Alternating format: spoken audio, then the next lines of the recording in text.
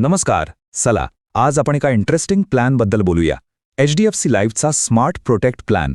हा प्लॅन नेमका काय आहे, त्याची वैशिष्ट्य काय आहेत, हे सगळं आपण थेट त्यांच्या अधिकृत माहितीपत्रकातूनच समजून घेणार आहोत, पण एकदम सोप्या आपल्या भाषेत. आपल्या सगळ्यांसमोर एक मोठा प्रश्न असतो नाही का, की आपल्या कुटुंबाचं आर्थिक भविष्य कसं सुरक्षित करायचं, म्हणजे आपल्या मागेही त्यांच्या गरजा व्यवस्थित पूर्ण व्हाव्यात याची तरतूद करणं. पण फक्त संरक्षण असून भागत नाही. बरोबर, आपली जी काही जमापुंजी आहे ती वाढली पण पाहिजे, म्हणजे दीर्घकाळात चांगला परतावा मिळावा अशीही एक इच्छा असते. म्हणजेच संरक्षण आणि गुंतवणूक ह्या दोन्ही गोष्टींचा मेळ साधायचा असतो. आणि इथेच पिक्चरमध्ये येतो युलिप, म्हणजेच युनिट लिंक्ड इन्शुरन्स प्लॅन. हे असं प्रोडक्ट आहे जे विमा संरक्षण आणि बाजारातील गुंतवणूक या दोन्ही गोष्टी एकाच ठिकाणी एकत्र आणतं. आणि हा स्मार्ट प्रोटेक्ट प्लॅन तो याच प्रकारचा एक प्लॅन आहे. ओके, तर आज आपण काय काय पाहणार आहोत? संरक्षण आणि गुंतवणूक, प्लॅनचे कोणते पर्याय आहेत, फायदे काय, चार्जेस कसे परत मिळतात, आणि हो, सगळ्यात महत्त्वाचं, यात खर्च आणि जोखीम काय आहे. चला तर मग सुरू करूया. तर पहिला मुद्दा, संरक्षण आणि गुंतवणूक. हा स्मार्ट प्रोटेक्ट प्लॅन आहे तरी काय? सोप्या शब्दात सांगायचं तर हा एक युलिप आहे.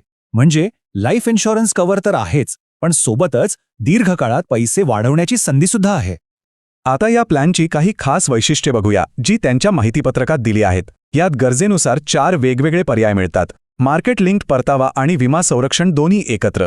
गुंतवणुकीसाठी तर तब्बल 13 फंडचा पर्याय आहे. आणि एक इंटरेस्टिंग गोष्ट म्हणजे बहुतेक चार्जेस लॉयल्टी ॲडिशन्स म्हणून परत मिळण्याची सोय आहे. बरं, मग आता आपल्यासाठी योग्य प्लॅन निवडायचा कसा? इथे 4 पर्याय दिसतायत, पण घाबरून जाऊ नका. खरं तर फक्त 2 महत्त्वाचे निर्णय घ्यायचे आहेत. ते समजले की सगळं सोपं होईल. तर पहिला निर्णय जो घ्यायचा आहे तो तुमच्या विमा संरक्षणाबद्दल, म्हणजे विमा रक्कम कशी असावी. लेबल कव्हर म्हणजे तुमची विमा रक्कम पॉलिसी संपेपर्यंत सारखीच राहते. या उलट डिक्रीजिंग कव्हरमध्ये सुरुवातीला रक्कम स्थिर असते आणि नंतर हळूहळू कमी होत जाते. हे कदाचित त्या लोकांसाठी जास्त उपयुक्त ठरू शकतं ज्यांच्या आर्थिक जबाबदाऱ्या वयानुसार कमी होत जातात.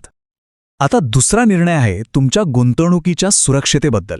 स्टँडर्ड पर्यायांमध्ये परतावा पूर्णपणे मार्केटच्या कामगिरीवर अवलंबून असतो, पण जर थोडी जास्त सुरक्षितता हवी असेल तर कॅपिटल गॅरंटी पर्याय आहे.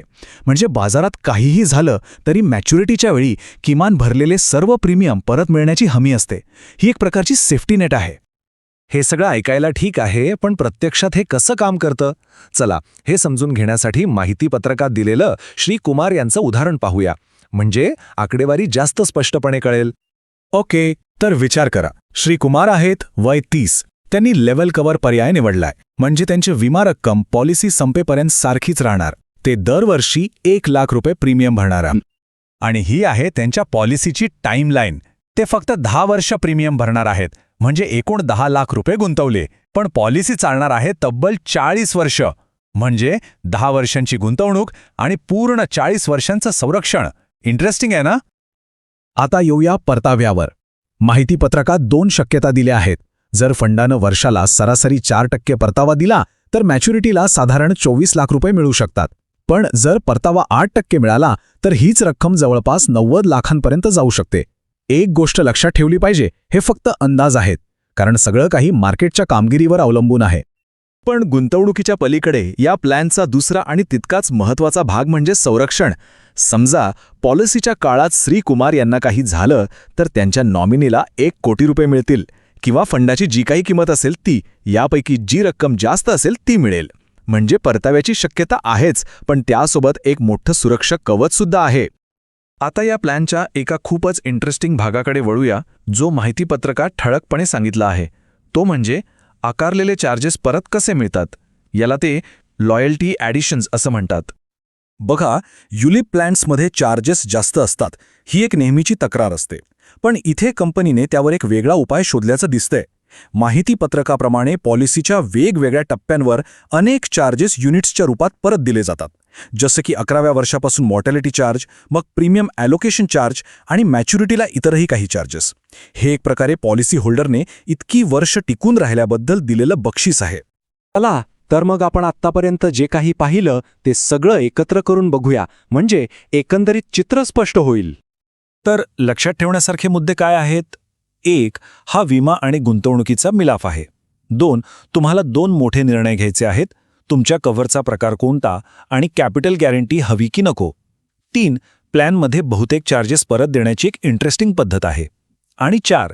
आणि हे सगळ्यात महत्त्वाचं की गुंतवणुकीची जोखीम पूर्णपणे पॉलिसीधारकाची आहे. तर हे सगळं समजून घेतल्यावर एक प्रश्न स्वतःला विचारायला हवा.